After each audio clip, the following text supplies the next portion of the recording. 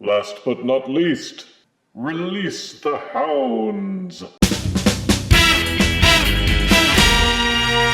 Wrapping up the reviews for the Autobots Stand United 5-pack, we come to the fifth and final figure in the set, Deluxe Hound. Besides the figure itself and the instruction booklet, the figure comes with a missile launcher accessories that will need a lot of filler pieces, and his signature holographic projection pistol accessory. As Generation 1 characters go, Hound got a bit more screen time than many of the other Autobots. He was a friendly, outgoing fellow who could turn into a military jeep. His gimmick was that he had a holographic projector mod that allowed him to cast illusions of varying size and complexity. It was a useful deus ex machina that the Autobots took advantage of several times. Hound has returned periodically over the course of several Transformers lines, though the less said about his Bayverse incarnation, the better.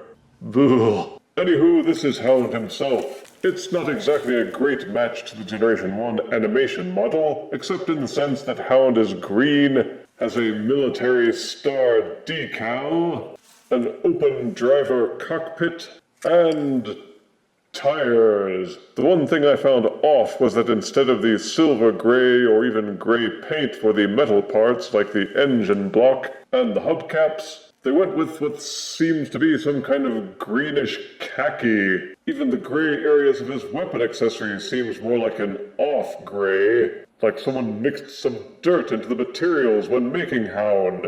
This figure is based on the Legacy Detritus Deluxe mold. Or maybe they just had Hound in mind when that mold was first developed. It seems to have as much heft as most contemporary Deluxes. Somehow it doesn't look like it has quite as much detailing as other Autobots I've seen.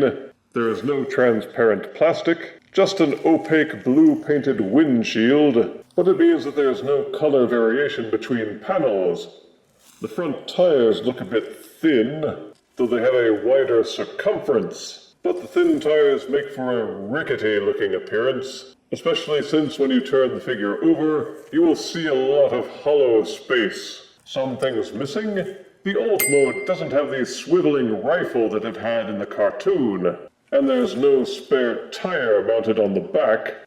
The robot arms are hanging brazenly underneath the Jeep, but it still gives enough clearance for Hound to roll on a level surface. The sculpting is engineered so that the folding hinges of the robot torso present the illusion of driver seats. Each side of the alt mode has 3 open 5mm ports, which you can use to mount the default weapons or other accessories from across the Legacy and War for Cybertron lines, giving you options to customize his appearance. It's made to scale with all the other recent Legacy Deluxe Autobots, so this will be the real missing link in completing your Generation 1 Season 1 cartoon Autobot team.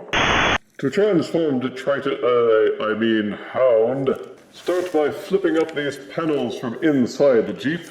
These will eventually form the robot feet. The front wheels untab from the fender. You can see where they tab in. Then these portions behind the driver's seat untab, which allow the leg portions to unfold completely, doubling his length. Untab and separate the legs. Then he does much the same as Autobot Brawn, with these portions of the leg folding in. You will see this little tab on the inside and a corresponding groove. Line those up and peg them in place. Then make sure the robot foot is still folded up and lying flush. Repeat for both sides. Moving towards the front of the Jeep, you will see the robot arms have been tucked underneath. The shoulders budge up against this central spinal column. Use these panels to fold them out.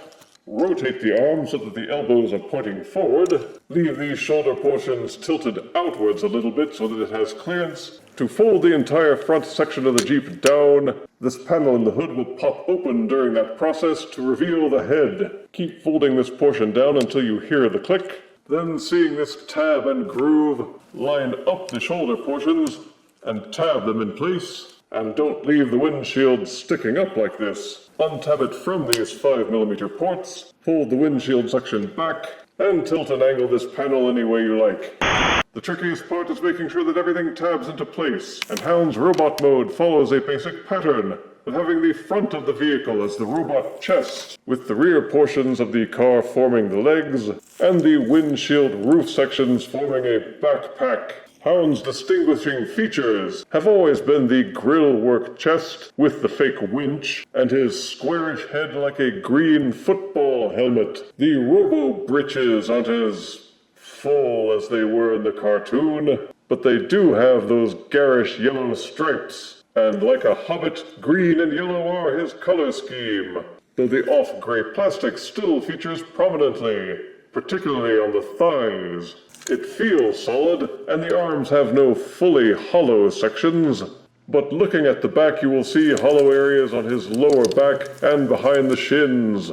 Looks like primo real estate for filler kits.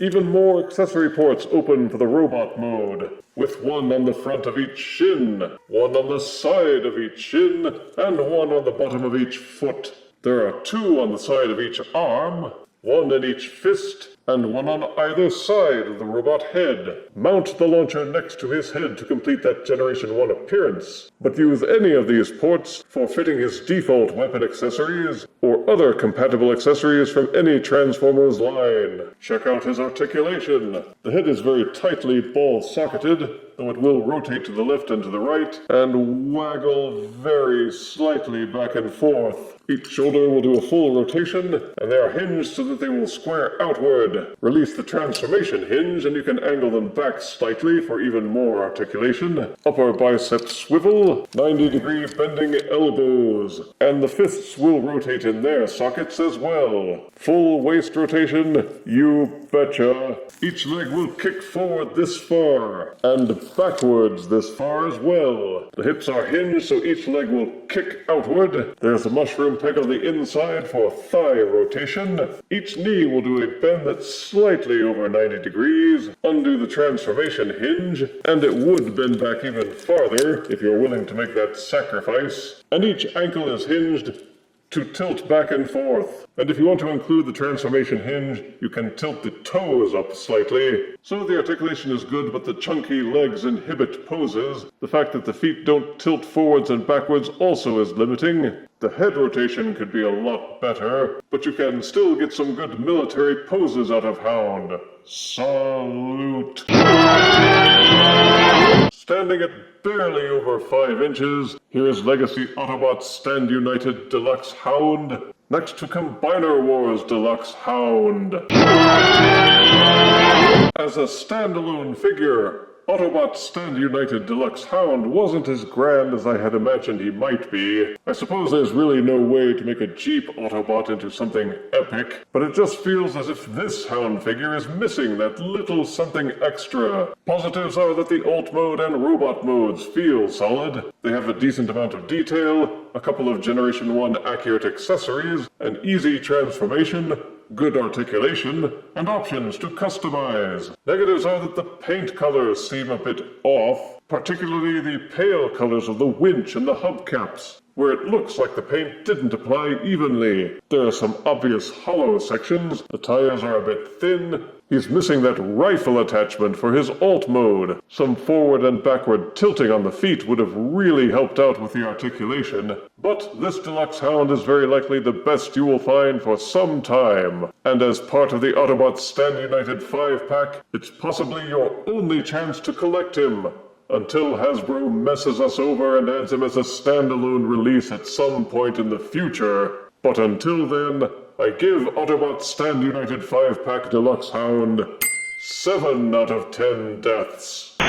As for the entirety of the Autobots Stand United 5-pack, I call it a worthy addition, especially if you are trying to top off that classic Generation 1 Autobot team. Through a combination of having missed out on other figures and selling potential duplicates, I was able to parlay this set into adding several new figures to my collection, without getting stuck with a bunch of duplicates I didn't want. The amount of value each individual will attach to this set may be entirely dependent on what you already have in your collection versus what you may be missing in this set. Getting 5 deluxe figures for the Hasbro Pulse asking price of $109 makes each figure $22 apiece. which is slightly lower than what you would pay at normal retail price for an individual deluxe. They give you 5 very solid figures, including some that you may have missed out on with other line releases, and a couple of extra accessories to boot. As I needed almost all of these figures to round off my Generation 1 Autobot team,